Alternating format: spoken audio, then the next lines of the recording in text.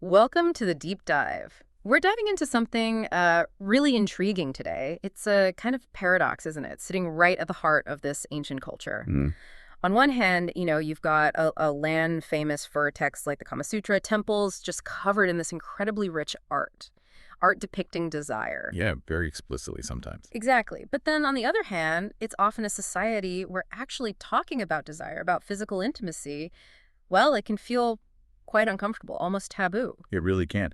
So what happened there? Where's the disconnect? That's the core question. It feels like a huge shift away from what was, well, maybe a more integrated view. I think that's right.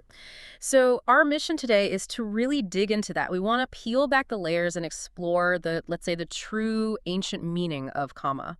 Okay. Why was this idea, this concept, once so openly celebrated? In art, philosophy, even daily life, we're aiming to sort of reframe the modern conversation around desire. By looking back at its roots, Exactly. Historical, philosophical, spiritual roots. And, maybe challenge this idea that it has to be taboo. and for this, we're looking at insights from a really insightful scholar, someone who's deeply studied these traditions. Right. Their perspective really helps uncover how this whole topic was approached way back when. Yeah. It points towards a more, I guess, holistic understanding. And definitely challenges some common ideas. Oh, absolutely. Many Yeah. misconceptions. Okay, so let's start with the word itself, kama.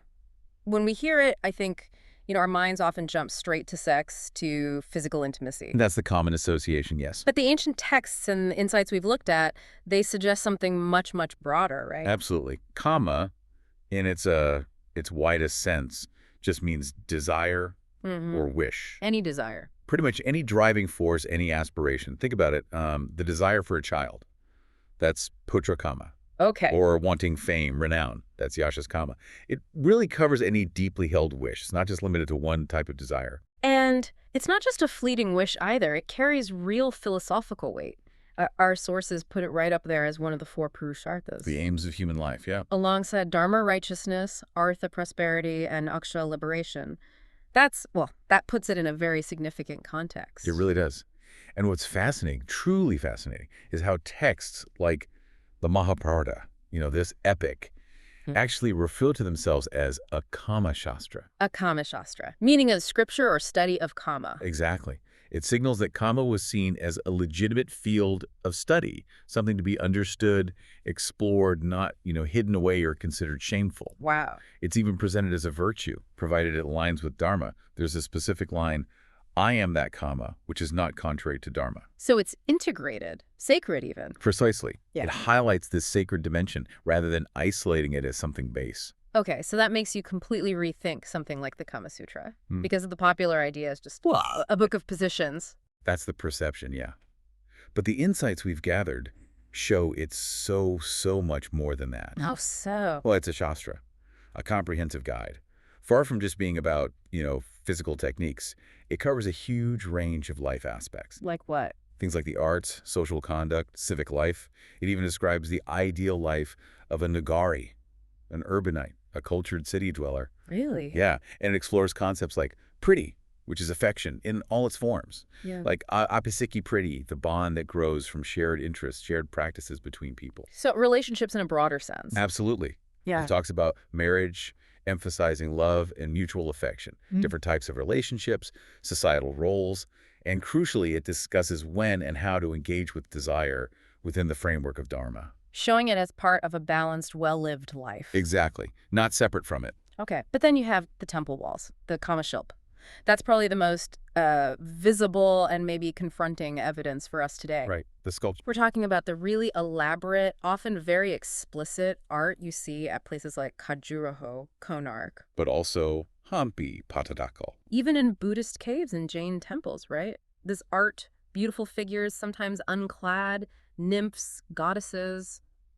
It was just part of the architecture. Integrated, yeah. Not hidden away, is right there, displayed proudly. Which I think for many of us looking at it today, it can still be quite jarring. Why put that on a sacred building? That is the crucial question, isn't it? And the material we looked at suggests, well, firstly, it was just an integrated part of ancient art, full stop. Okay. And it reflected a holistic worldview, a view where all aspects of life, including desire, creation, sensuality, were seen as interconnected Hmm? and, importantly, sacred. Sacred. Think about the depiction of Shiva as the lingam and Shakti as the yoni.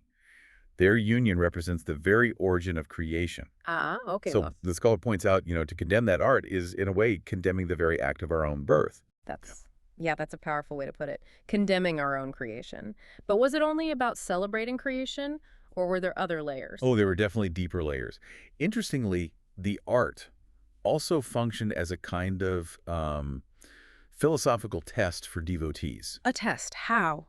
The question was, essentially, can you see these images, these depictions of worldly pleasure, and still keep your mind focused on the divine? Ah, I see. Are you a true yogi? Exactly. As the scholar explains it, a real yogi isn't someone who runs away from temptation, but someone who can remain steadfast amidst it. Okay. Some sculptures even show figures in complex yogic poses while engaged in intimacy, symbolizing someone who has mastered both boga, enjoyment, and yoga, spiritual discipline. Like King Janaka, who was mentioned, both ruler and a yogi. Precisely that kind of ideal, mastery over both realms. And beyond the philosophical test, there was cultural significance too. Yes, absolutely.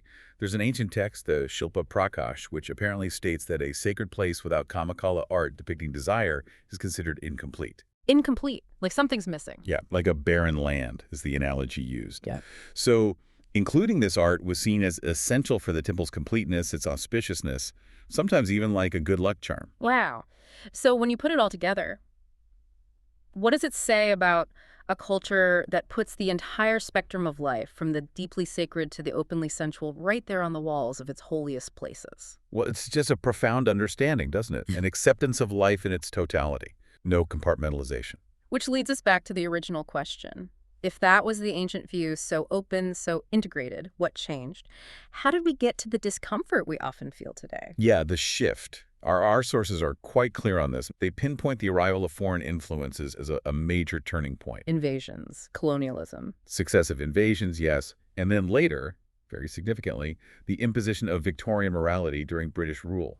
This introduced a sense of shame, a prudishness around the body, and desire that, well, it just wasn't indigenous. It was imported. Essentially, yes, an external imposition that led to a much more contracted, narrow, and often negative view of Kama. So this feeling of shame or awkwardness that many might feel when discussing these topics or seeing this art, it isn't actually ours in a historical sense. It's more like a colonial hangover. That's a very good way to put it. A historical artifact, a hangover.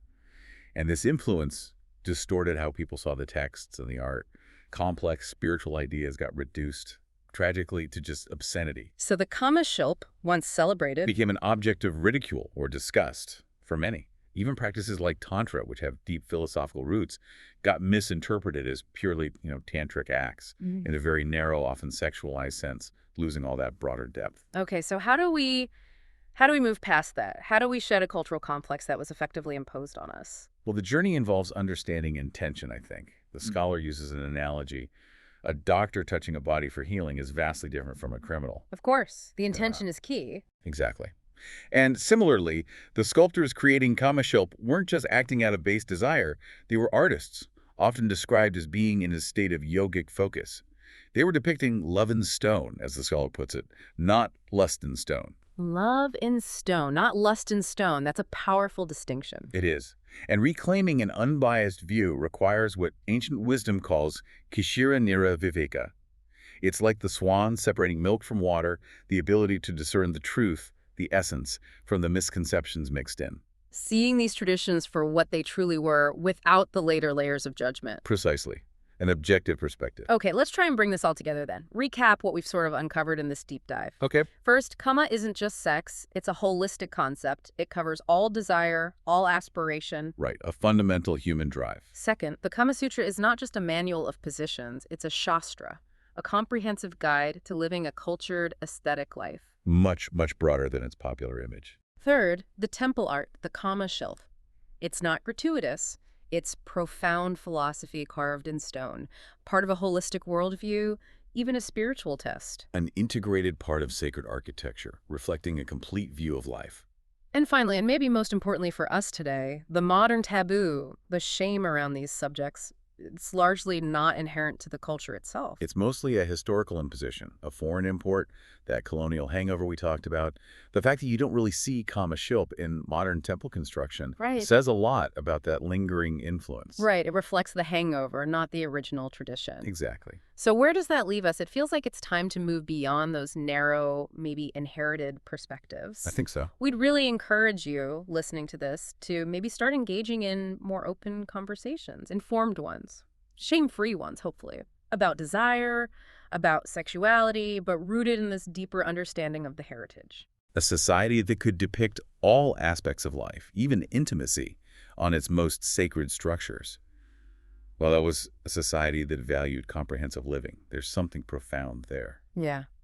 Understanding our past, even the parts that seem challenging or controversial now, it's really a way to understand ourselves better, isn't it? Absolutely. Confronting these imposed taboos might actually be the key to reconnecting with the real depth of this cultural wisdom. Maybe. Maybe the most authentic way to connect with this rich culture today is actually to reclaim that open, honest, fearless approach to all aspects of life, including desire and its expression. The conversation starts now. It starts now with you.